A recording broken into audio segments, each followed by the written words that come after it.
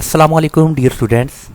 आज के इस लेक्चर में हम स्टडी करेंगे कि किसी भी कंपनी में डिफरेंट एजेस के एम्प्लॉइज़ काम कर रहे हैं और उनमें हम minimum age, maximum age, number of employees आज विद फार्मूलाज की मदद से हम इनको कैलकुलेट करेंगे।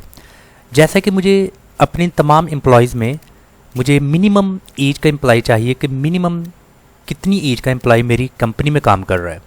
उसके लिए फॉर्मूला होगा is equal to MIN minimum bracket start और इसके बाद नंबर 1। इट मीन्स कि हमने तमाम जितनी भी एजेस हैं उनकी हमने एक रेंज बना देनी है और तमाम एजेस को हमने एक रेंज में लिया और रेंज में लेने के बाद इंटर की प्रेस की तो 26 ईयर्स ओल्ड का एम्प्लॉय जो कि मिनिमम उसकी एज है वो कंपनी में काम कर रहा है।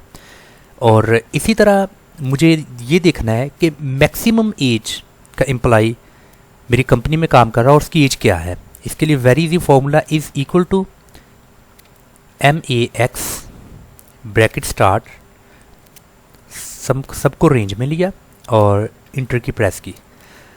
जिसकी एज सबसे ज़्यादा है और वो कंपनी में काम कर रहा है वो है 60 ईयर्स ओल्ड।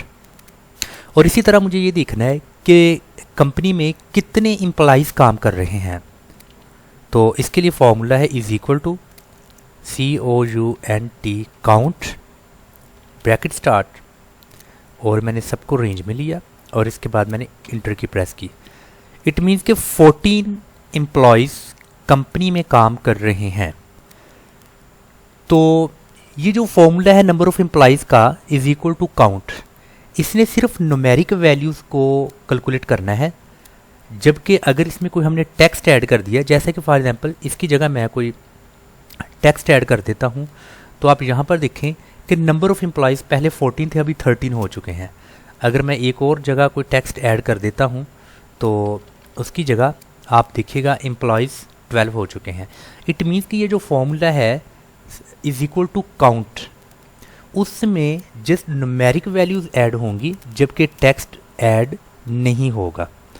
तो इसलिए अगर हमें टेक्स्ट को भी ऐड करना है तो उसके लिए एक और फार्मूला है जो कि टेक्स्ट और न्यूमेरिक्स दोनों को ऐड करता है। जैसा फॉर एग्जांपल यहाँ पर मैंने कोई टेक्स्ट लिख दिया है A और यहाँ पर मैंने लिख दिया फॉर एग्जांपल R। अभी यहाँ पर मेरे एम्प्लॉयज़ की जो 2 एम्प्लॉयज़ की तादाद कम बताई जा रही है क्योंकि मैंने यहाँ पर न्यूमेरिक की जगह टेक्स्ट किया है।